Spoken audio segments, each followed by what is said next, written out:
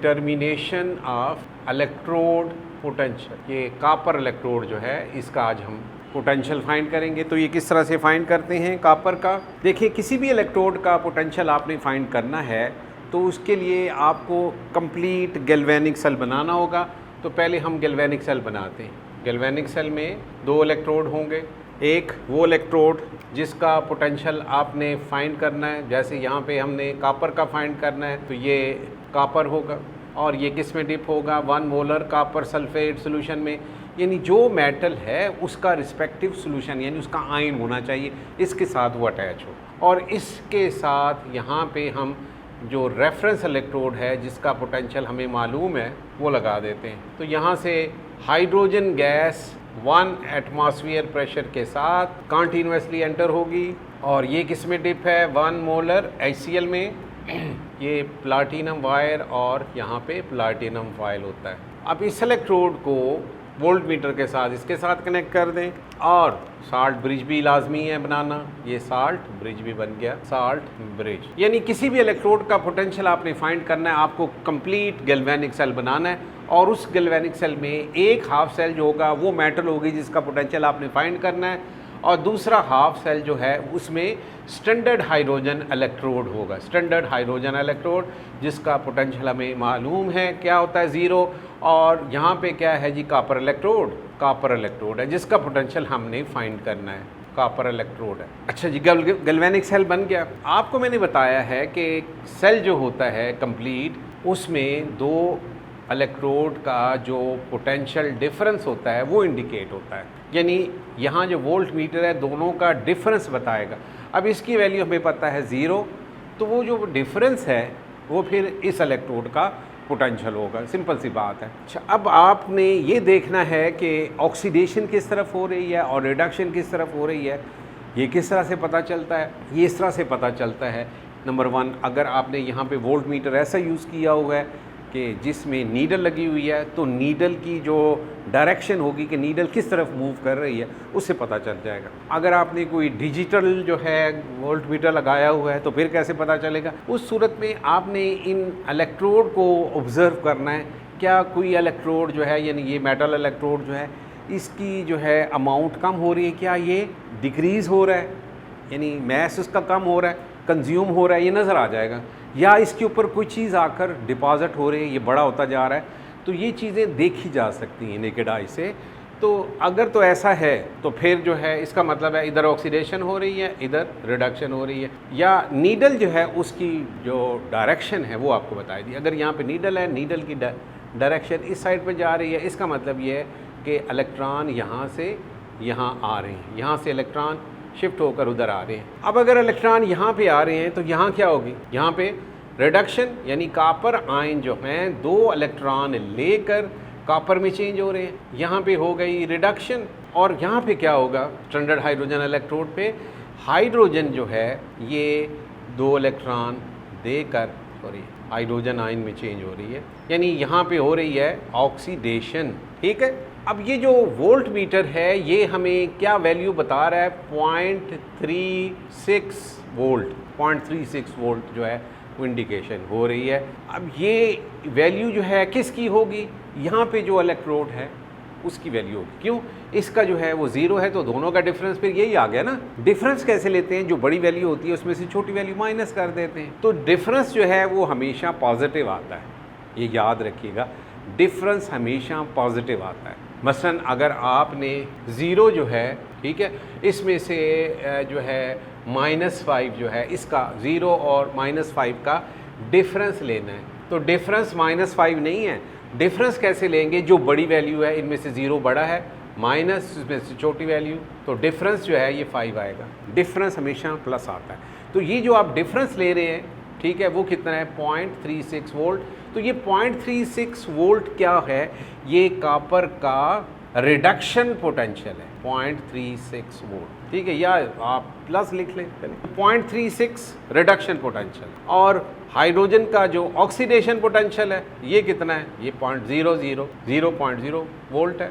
ठीक है, तो वो डिफरेंस जो है ये 0.36 वोल्ट आ गया। अब क्योंकि IUPAC रूल में जो इलेक्ट्रोड के पोटेंशियल्स हैं वो किस में जो हैं यानी सारे लिखे जाते हैं रिडक्शन पोटेंशियल के सेंस में लिखे हुए हैं, यानी तो ये ऑलरेडी रिडक्शन है तो ये कॉपर का रिडक्शन पोटेंशियल हो गया। अच्छा, यहाँ पे अगर ऑक्सीडेशन हो रही होगी तो वो ऑक्सीडेशन पोटेंशियल है। तो ऑक्सीडेशन पोटेंशियल को अगर आप रिडक्शन पोटेंशियल में चेंज करना चाहते हैं तो सिंपल जो है उस वैल्यू के साथ नेगेटिव लगा लें। मसलन अगर मैं आपसे कहूँ कि कॉपर का रिडक्शन पोटेंशियल जो है वो क्या है ये, तो इसका ऑक्सीडेशन पोटेंशियल क्या होगा, यही वैल्यू होगी, वैल्यू यही होगी, तो साथ आप साइन लगा लेंगे नेगेटिव। क्लियर हो गया? यानी ऑक्सीडेशन पोटेंशियल जो है रिडक्शन पोटेंशियल का नेगेटिव है। ठीक है, जो ऑक्सीडेशन पोटेंशियल है उसके साथ आप नेगेटिव लगा लें। क्लियर हो गया?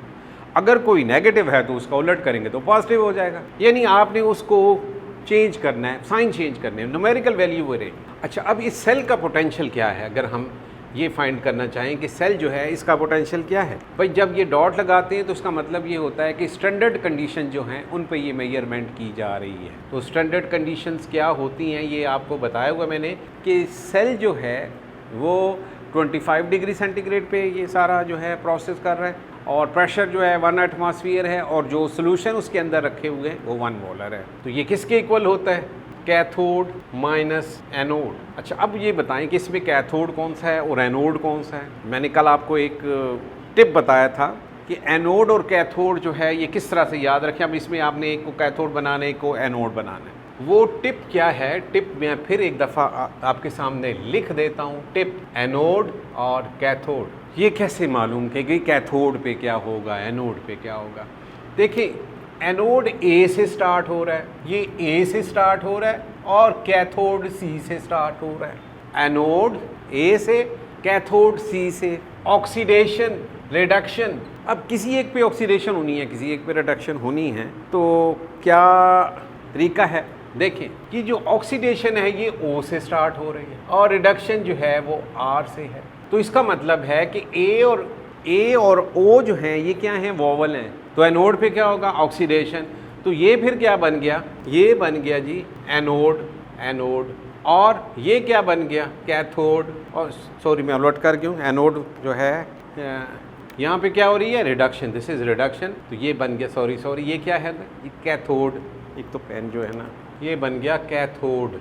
क्यों, इसलिए कि कैथोड पे रिडक्शन होनी है। ये C है, ये R है, ये दोनों वोवल नहीं है, यहाँ हो रही है ऑक्सीडेशन।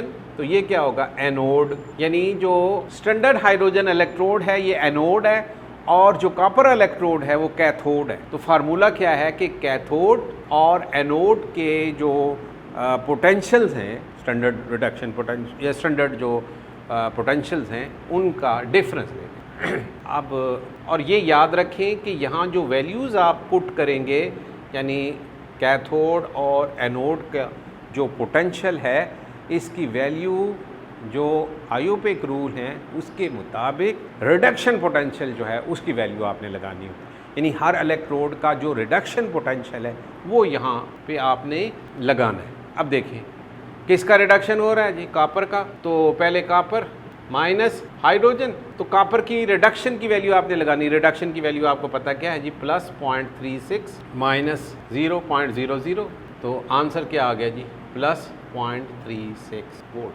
तो ये इस सेल का पोटेंशियल आ गया। यानी जब कॉपर और स्टैंडर्ड हाइड्रोजन इलेक्ट्रोड को आप कपल करेंगे तो आपके पास जो करंट आएगी वो कितनी होगी, 0.36 वोल्ट। ठीक है, अब आपको कॉपर का भी पता चल गया, आपको जिंक का भी इलेक्ट्रोड पोटेंशियल पता चल गया। ठीक है, अब जब आप जिंक और कॉपर को इकट्ठा करेंगे तो आप ये बता सकते हैं कि इन दोनों को कपल करने से कितने जो है वोल्ट करंट के मिलेंगे हमें। वो किस तरह से, आपको दोनों के रिडक्शन पोटेंशियल पता है, कॉपर का भी पता है और जिंक का भी पता है। जो रिडक्शन पोटेंशियल जिंक का है वो है जी -0.76 वोल्ट, ये जिंक का है Zn, और ये कॉपर का है प्लस 0.36 वोल्ट। अब जब जिंक और कॉपर को आप कपल करेंगे तो आपको ये भी पता चल जाएगा इन वैल्यू से कि किस इलेक्ट्रोड को हमने एनोड बनाना है, किस को आपको कैथोड बनाना है। एनोड पे कौन सा चार्ज होता है? नेगेटिव। तो जो नेगेटिव वैल्यू है, ये बड़ा आसान सा तरीका है, जो नेगेटिव वैल्यू है उसको एनोड बनाएं। यानी एनोड पर क्या होगा? ऑक्सीडेशन। एनोड पे होगा ऑक्सीडेशन और कैथोड पे क्या होगा? रिडक्शन। यानी इसका मतलब है कि आपने जब जिंक और कॉपर को इकट्ठा करना है, मसलन मैं आप यहाँ पे गैल्वेनिक सेल बनाता हूँ, एक तरफ जिंक है और दूसरी तरफ कॉपर है। ये कॉपर है, ये जिंक है। ये किस में डिप है? 1 मोलर जिंक सल्फेट सॉल्यूशन में। ये किस में डिप है? ये 1 मोलर कॉपर सल्फेट सॉल्यूशन में डिप है। ये साल्ट ब्रिज भी है और ये आपस में कनेक्टेड भी है। ठीक है जी। अब मुझे ये बताएं, ये वैल्यू आपके सामने, जब ये वैल्यू आपके सामने है तो आपको इन वैल्यू को देखकर ये भी बताना होगा कि भाई कैथोड कौन सा होगा, एनोड कौन सा होगा। नेगेटिव वैल्यू है ना, नेगेटिव वैल्यू यानी कम वैल्यू। जिसकी कम वैल्यू होगी उसको आपने एनोड बनाना है। एक और आसान तरीका, कम वैल्यू वाले को आप बनाएंगे एनोड और ज़्यादा वैल्यू वाले को बनाएंगे कैथोड। एनोड पे क्या होगा? ऑक्सीडेशन। तो ये जो है ऑक्सीडाइज होगा, यानी जिंक आयन में चेंज होगा और 2 इलेक्ट्रॉन लूज करेगा। और कॉपर जो है, इसकी जो वैल्यू ज़्यादा है तो यहाँ पे आपने रिडक्शन बनाना। कॉपर आयन जो है ये कॉपर में चेंज होगा, इलेक्ट्रॉन, यानी ऑक्सीडेशन रिडक्शन। ठीक है। यानी जो नेगेटिव वैल्यू है ना, 2 वैल्यू है ना, एक पॉजिटिव नेगेटिव, जिसकी नेगेटिव वैल्यू है वो तो होगा एनोड, क्योंकि एनोड पे A9 नेगेटिव चार्ज। ठीक है। और एनोड पे ऑक्सीडेशन होगी, ये नेगेटिव आपको हेल्प कर। फ़र्ज़ करें दोनों की पॉजिटिव वैल्यू दी हुई है, तो उस सूरत में क्या करना है? तो उस सूरत में ये आपको मैंने बताया है। दूसरा तरीका भी है कि जो वैल्यू कम है, लेस वैल्यू को, जो लेस वैल्यू है ना, इसको आपने हमेशा एनोड बनाना है, और जो ज़्यादा वैल्यू है, मोर वैल्यू, लार्ज वैल्यू जो है, इस वाले को कैथोड बनाना है। ठीक है। एनोड पे क्या होगा? ऑक्सीडेशन, और कैथोड पे क्या होगा? रिडक्शन। लेकिन ये जो वैल्यूज़ है ना रिडक्शन पोटेंशियल की, ये आपने इस फार्मूले में पुट करनी है। मसलन आपने इन दोनों को कपल किया है, तो आप ये फाइंड करना चाहते हैं कि जी भाई इस जो है गैल्वेनिक सेल में हमें कितने वोल्ट मिलेंगे। तो फार्मूला ये है, आपके सामने लिखा है फार्मूला। अब मुझे बताएं इसमें कैथोड कौन सा है, एनोड कौन सा है? ऑक्सीडेशन O से है, तो इसका मतलब है ये एनोड है, और यहाँ पे हो रही है रिडक्शन, तो ये क्या होगा जी? कैथोड। यानी ये कैथोड है, ये एनोड है। तो कैथोड एनोड, कैथोड जो है किसका बना है जी? कैथोड कॉपर और एनोड जिंक। अब इनकी वैल्यू कौन से वाली लगानी होती है? वैल्यू हमेशा ये लगाएंगे, रिडक्शन पोटेंशियल की लगाएंगे। तो कॉपर का रिडक्शन पोटेंशियल है जी कितना है? अभी आपको मैंने बताया है ये 0.36 प्लस माइनस, और जिंक का रिडक्शन पोटेंशियल क्या है? जिंक का माइनस 0.76। तो इसको अब आप सॉल्व कर लें, प्लस 0.36 प्लस 0.76, तो इन दोनों को ऐड कर लें। हो सकता है कुछ बुक्स में ये 0.34 भी लिखा है और कुछ में 0.36 है। मेरा ख्याल है जो आपकी बुक है उसमें ये 0.34 लिखा है, तो 0.34 कर लें। ठीक है। और ये 0.34 कर लें, ये 0.34 कर लो भाई। तो इन दोनों को ऐड कर लें तो क्या आएगा? 0, 1, 1, यानी इतने वोल्ट आपको करंट के मिलेंगे, 1.10 वोल्ट। क्लियर हो गया? समझ आ गया सबको? अब देखें कि हमारे पास जितनी भी मेटल्स और नॉन मेटल्स हैं, इनके अगर हम रिडक्शन पोटेंशियल जो है उनकी वैल्यू को अरेंज करें असेंडिंग ऑर्डर, यानी जिसकी कम है उसको टॉप पर रखें, जिसकी सबसे ज़्यादा है वो बॉटम पे रखें, तो आपके पास एक वैल्यू की सीरीज़ आ जाती, that is called electrochemical series. Ascending order में होगा। ये जो वैल्यूज़ है ये हाइड्रोजन इलेक्ट्रोड के रेफरेंस से है, यानी हाइड्रोजन जो है उसकी जो वैल्यू है रिडक्शन पोटेंशियल की वो 0 है।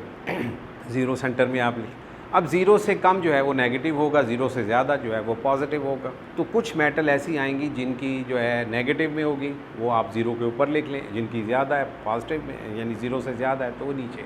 अब आपकी बुक में वो टेबल भी बना हुआ है, उस सीरीज़ की जो एप्लीकेशन है वो हम यानी इसके बाद जो है ये टॉपिक कंप्लीट हो गया कि किसी इलेक्ट्रोड का पोटेंशियल किस तरह से फाइंड किया जाता है, एक सेल का पोटेंशियल किस तरह से फाइंड करते हैं, वो मैं आपको बता चुका हूँ। अब हम पढ़ते हैं एप्लीकेशन जो है, एप्लीकेशन ऑफ इलेक्ट्रोकेमिकल सीरीज़। ये सीरीज़ जो है तरतीब तो याद की जा सकती है, वो मैं आपको एक जो है कोड बता दूंगा, उससे आप ये याद कर सकते हैं, लेकिन वो वैल्यूज़ जो हैं वो अपना याद रखें। सिर्फ आपको रेफरेंस के लिए जिंक की वैल्यू, कॉपर की वैल्यू याद रख लें और हाइड्रोजन की, बाकी जो हैं वो आपको पेपर में बता दी जाए। वैसे जिंक और कॉपर की भी बता देते हैं, लेकिन चलिए एक रेफरेंस के लिए आप ये वैल्यू याद रख लें।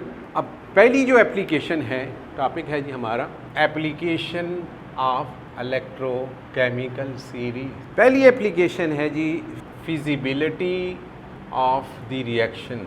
Feasibility of the reaction, either this reaction will occur or not. मसलन आपको कोई रिएक्शन दिया जाता है तो आपसे ये पूछा जाता है कि ये रिएक्शन होगा या नहीं होगा। मसलन मैं आपसे ये कहता हूँ कि ये रिएक्शन होगा या नहीं होगा।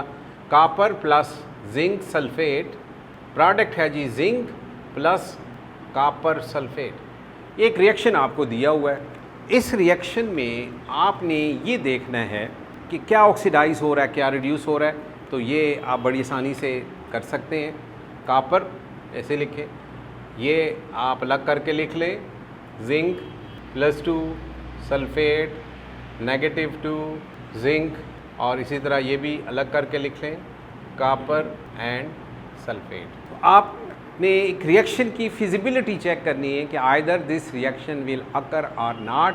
मसलन ये एक रिएक्शन आपको दिया हुआ है, आपने इस रिएक्शन में ये देखना है कि क्या चीज़ जो है ऑक्सीडाइज हो रही है, क्या रिड्यूस हो रही है। हम उन रिएक्शन की फिजिबिलिटी चेक कर सकते हैं जिनमें ऑक्सीडेशन रिडक्शन है। ऐसे रिएक्शन जिनमें ऑक्सीडेशन रिडक्शन नहीं होती वो नहीं चेक किए जा सकते। अब देखें सल्फेट दोनों साइड पे है तो आप इसको कैंसिल कर दें, तो ये copper plus zinc ion, product होगा जिंक प्लस कॉपर आयन। यानी अगर आप इसको गौर से देखें तो जिंक जो है इसका ऑक्सीडेशन नंबर यहाँ पे 2 है, यहाँ पे 0 है, कॉपर का 0 है, यहाँ पे +2 है। तो कॉपर जो है इसकी हो रही है ऑक्सीडेशन और जिंक की हो रही है रिडक्शन। ठीक है, अब दोनों के जो रिडक्शन पोटेंशियल हैं वो आपको पता है, जिंक का रिडक्शन पोटेंशियल, कॉपर का रिडक्शन पोटेंशियल।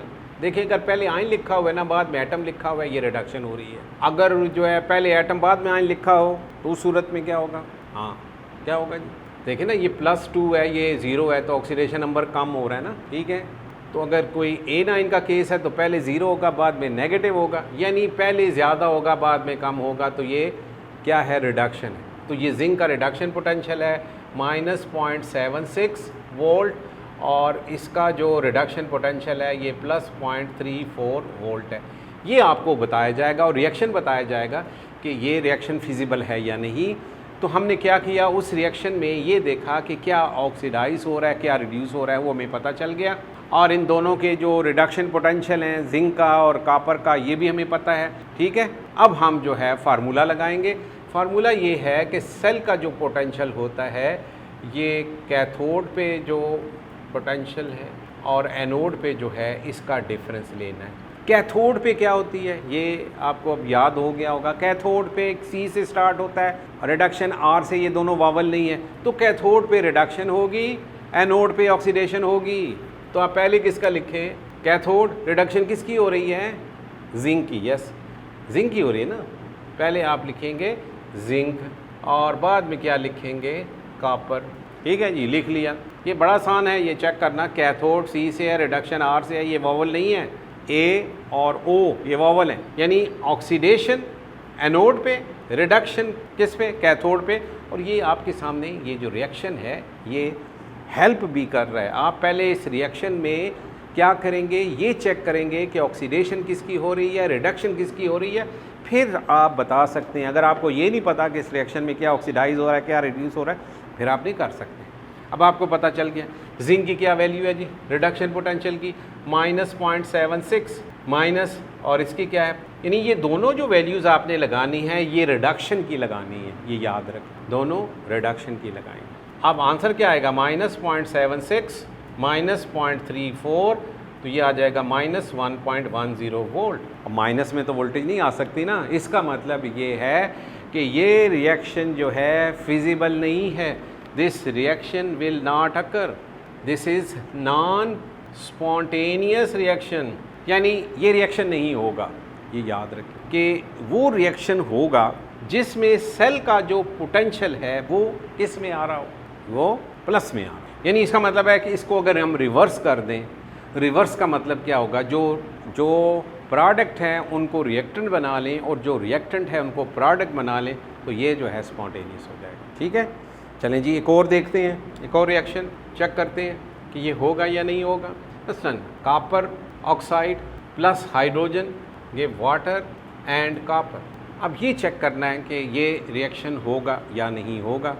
तो ये कैसे चेक करेंगे? सबसे पहले हमें क्या करना है कि इसमें ये देखना है कि ऑक्सीडेशन और रिडक्शन किसकी हो रही है। आपको याद होगा कॉपर का ऑक्सीडेशन नंबर हमें मालूम नहीं है, तो क्या करें, ऑक्सीजन का -2 है, तो इनका सम ज़ीरो लाने के लिए कॉपर का यहाँ पे +2 है। फ्री स्टेट में जो एलिमेंट होता है उसका 0 है, ये भी 0 है। हाइड्रोजन 2 है, हाइड्रोजन का क्या होता है जी +1, ऑक्सीजन का -2 है। तो ऑक्सीजन तो कोई नहीं चेंज हुआ। अगर हम देखें ऑक्सीजन चेंज नहीं हुआ, हाइड्रोजन चेंज हुआ है और कॉपर चेंज हुआ है।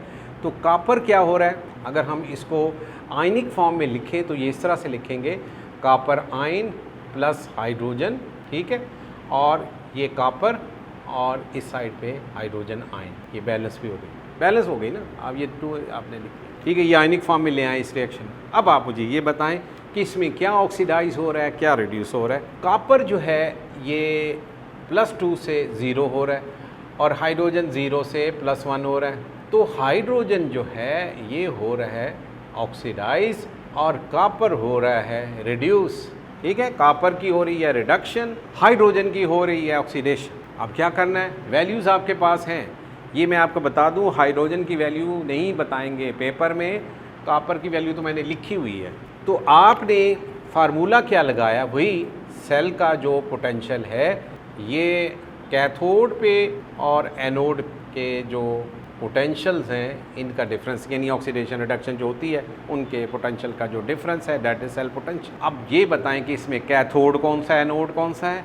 कैथोड पे क्या होगा, रिडक्शन, तो रिडक्शन किसकी हो रही है, शाबाश बताएं। ओ हारिस समझ आ रहा है, रिडक्शन किसकी हो रही है, शाबाश बताओ।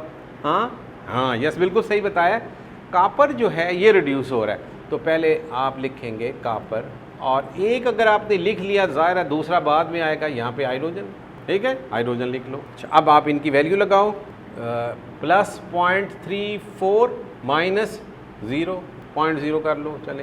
तो आंसर जो आपके पास आएगा वो आएगा जी +0.34, ठीक है। तो इसका मतलब है ये रिएक्शन जो है, आंसर प्लस में आ रहा है, रिएक्शन क्या है जी, रिएक्शन विल अकर, यानी ये रिएक्शन होगा, ये स्पॉन्टेनियस रिएक्शन है, स्पॉन्टेनियस ये रिएक्शन होगा, क्योंकि वैल्यूज़ जो आ रही है वो पॉजिटिव में आ रही है। तो पॉजिटिव वोल्टेज हो सकती है, नेगेटिव वोल्टेज तो नहीं होगा ना। पॉजिटिव मीन के रिएक्शन होगा, अगर नेगेटिव आ रही है तो रिएक्शन नहीं होगा। एक बच्चा कहता है सर अगर 0 पे 0 नहीं आ सकता, 0 इसलिए नहीं आ सकता कि दोनों इलेक्ट्रोड एक जैसे नहीं हैं। अगर दोनों इलेक्ट्रोड एक जैसे नहीं आए तो रिएक्शन ही नहीं होगा ना, एक तो रिएक्शन ही नहीं होगा। ये देखिए, एक गांव होगा तो वहाँ चोरी होगी ना, वो गाँव ही कोई नहीं है तो वहाँ जी जो है चोरी हो गई है, उस नाम का कोई गांव है ही नहीं। कोई गांव होगा तो वहाँ चोरी हो सकती है। तो एक रिएक्शन होगा तो फिर हम देखेंगे कि ये इसमें क्या ऑक्सीडाइज हो रही है, क्या रिड्यूस हो। अगर एक रिएक्शन होता ही नहीं है तो फिर हम ये नहीं बता सकते। जो रिएक्शन जो है ऑक्सीडेशन रिडक्शन अगर उसके अंदर हो रही है तो फिर हम बता सकते हैं कि ये होगा या नहीं होगा। अगर किसी रिएक्शन में ऑक्सीडेशन रिडक्शन हो ही नहीं रही तो फिर नहीं बता सकते। ठीक है, हो सकता है वो रिएक्शन हो जाए, जैसे सोडियम हाइड्रोक्साइड और HCl है, रिएक्शन तो होता है, लेकिन इसमें कोई ऑक्सीडेशन रिडक्शन नहीं है। तो सिर्फ रिडॉक्स रिएक्शन की फिजिबिलिटी जो है वो हम बता सकते हैं। तो चलें जी, पहली एप्लीकेशन समझ आ गई। अच्छा, इसी एप्लीकेशन से हम एक और चीज़ भी बता सकते हैं कि सेल वोल्टेज जो है, डिटर्मिनेशन ऑफ सेल वोल्टेज, कि भाई इस रिएक्शन से कितने वोल्ट करंट के प्रोड्यूस होंगे। ये अभी हमने ये फिजिबिलिटी जो है रिएक्शन की चेक की, उसमें ये पता चला कि अगर कॉपर और जिंक है तो कितने जो हैं वोल्ट प्रोड्यूस होंगे, अगर कॉपर और हाइड्रोजन है तो कितने वोल्ट प्रोड्यूस होंगे, यानी एक रिएक्शन से कितने वोल्ट जो है प्रोड्यूस हो सकते हैं, ये भी बताया जा सकता है अगर वो रिएक्शन स्पॉन्टेनियस है। अगर ना स्पॉन्टेनियस है फिर तो वो होगा ही नहीं ना। अगर स्पॉन्टेनियस रिएक्शन है और आपने वैल्यू भी फाइंड कर ली है तो वो जो वैल्यू होगी वो सेल वोल्टेज हो गया। यानी आप एक रिएक्शन से कितने वोल्ट जो है प्रोड्यूस होते हैं ये भी हम फाइंड कर सकते हैं, डिटर्मिनेशन ऑफ सेल वोल्टेज कि एक रिएक्शन से कितने वोल्ट करंट की प्रोड्यूस होंगे। अच्छा, तीसरी एप्लीकेशन ये है कि which metal react with acid and form hydrogen gas, यानी कौन सी मेटल हाइड्रोजन को डिस्प्लेस करेगी उस एसिड से, यानी which metal react with acid and form hydrogen gas, ये भी बताया जा सकता है। मसलन आप कापर और HCl जो है कहते हैं जी कापर क्लोराइड और हाइड्रोजन गैस, डिस्प्लेसमेंट रिएक्शन है ना। डिस्प्लेसमेंट समझते हैं, डिस्प्लेसमेंट ये होती है कि पार्टनर जो है हाइड्रोजन का क्लोरीन है या क्लोरीन कापर का पार्टनर, यानी पार्टनर जो है अगर एक्सचेंज हो जाए तो डैट इज़ डिस्प्लेसमेंट। यानी आप अकेले हैं और यहाँ पे जो है दो दोस्त हैं, ठीक है, दो दोस्त हैं, बड़े गहरे हैं, आप अकेले हैं। आपने क्या किया है, हाँ ऐसा करना नहीं कभी भी, इनकी दोस्ती जो है दुश्मनी में चेंज करके क्या किया, उसके साथ दोस्ती कर ली। एनु टोपी पा देने ना, टोपी वाला किधर गया, या चलें टोपी वाला ये है और ये अकेला हो गया। ऐसा नहीं करना कभी भी कि एक दोस्त जो थे बड़े गहरे थे, उनमें आपने किसी तरीके से जो है, आजकल जो ड्रामे में हो रहा है वो भी ऐसे ही है ना, कि एक कपल होता है, उनमें जो है वो नाराज़गी पैदा करते हैं, ठीक है, और फिर क्या होता है जी, ये इसको छोड़ देता है तो ये फिर उसका जो है वो बन जाता है, कपल बन जाते हैं। ये आजकल ड्रामों में बड़ा चल रहा है सिलसिला, ये बिल्कुल जो है मैं इसके ख़िलाफ़ हूँ, ऐसा नहीं होना चाहिए। और बड़े मौजू हैं वो जो है ड्रामों में दिखाने चाहिए। मेरा ख्याल अब आपको डिस्प्लेसमेंट जो है बड़ी अच्छी तरीके से क्लियर होगी। मैं चाहता भी यही हूँ कि आपको हर चीज़ जो है क्लियर हो। अच्छा जी, तो ये दूसरा क्या है जी, जिंक प्लस HCl क्या बनेगा, जिंक क्लोराइड और हाइड्रोजन गैस, ठीक है। इसको भी आप बैलेंस कर लें बेशक, हो गई जी। अब आप मुझे ये बताएं कि क्या जिंक से हाइड्रोजन गैस प्रोड्यूस होगी या कॉपर से हाइड्रोजन गैस प्रोड्यूस होगी। बात वो ये फिर उधर ही चले गए ना, ये इसी पे आ गए ना, क्या अदर ये रिएक्शन होगा या नहीं होगा। भाई कोई भी चीज़ चेक करनी है ना तो आपको ये देखना है कि इसमें क्या चीज़ ऑक्सीडाइज हो रही है, क्या चीज़ रिड्यूस हो रही है। अब देखिए कॉपर जो है ये क्या हो रहा है, ऑक्सीडाइज, और हाइड्रोजन जो है ये हो रही है रिड्यूस ऑक्सीडाइज, ठीक। और इसमें जिंक जो है ये क्या हो रहा है, ऑक्सीडाइज, और हाइड्रोजन जो है, यानी जब भी कोई मेटल एसिड से रिएक्ट करेगी तो वो मेटल ऑक्सीडाइज होगी और हाइड्रोजन रिड्यूस होगा। अब मैं आपको एक पॉइंट की बात बता रहा हूँ। पॉइंट ये है कि कोई भी मेटल, मैंने आपको कहा कि कोई भी मेटल जब एसिड से रिएक्ट करके हाइड्रोजन बनाती है तो वो मेटल ऑक्सीडाइज होती है और हाइड्रोजन रिड्यूस होता है। तो जो चीज़ रिड्यूस हो रही हो उसका रिडक्शन पोटेंशियल जो है ज़्यादा होना चाहिए, किससे, जो दूसरी है उससे। यानी अगर आपको इन सब के रिडक्शन पोटेंशियल बता दिए जाएं, मसलन आपको मैं सब के रिडक्शन पोटेंशियल बताता हूँ, कॉपर का रिडक्शन पोटेंशियल बताता हूँ +0.34 वोल्ट, जिंक का रिडक्शन पोटेंशियल बताता हूँ, और हाइड्रोजन का तो आपको पता ही है। चले मैं हाइड्रोजन का भी लिख देता हूँ। हाइड्रोजन पहले आयन लिखना है फिर न्यूट्रल, यानी ये रिडक्शन है ना, ये 0.00। तो ये आपको तीनों के रिडक्शन पोटेंशियल बता दिए गए। मैंने आपको क्या कहा है कि जब भी कोई मेटल एसिड से रिएक्ट करके हाइड्रोजन बता तो वो मेटल ऑक्सीडाइज होती है और हाइड्रोजन रिड्यूस होता है। अब मुझे बताएं कि किसका रिडक्शन पोटेंशियल सबसे ज़्यादा है। यस, कॉपर का। तो कॉपर जो है इसको रिड्यूस होना चाहिए जब वो एसिड से रिएक्ट करे, लेकिन यहाँ क्या हो रहा है, कॉपर तो रिड्यूस नहीं हो रहा, कॉपर तो ऑक्सीडाइज हो रहा है। इसका मतलब है कि ये रिएक्शन नहीं होगा, ये रिएक्शन होगा। मैं आपको एक और आसान, हाइड्रोजन की है 0, तो जिस मेटल की वैल्यू 0 से कम होगी वो मेटल एसिड से रिएक्ट करके हाइड्रोजन बनाएगी, और जिसकी जो है ज़्यादा होगी वो एसिड से रिएक्ट करके हाइड्रोजन नहीं बनाएगी। थैंक यू जी। बाकी इंशाल्लाह हम कल करेंगे, 2-3 आपको बता दें।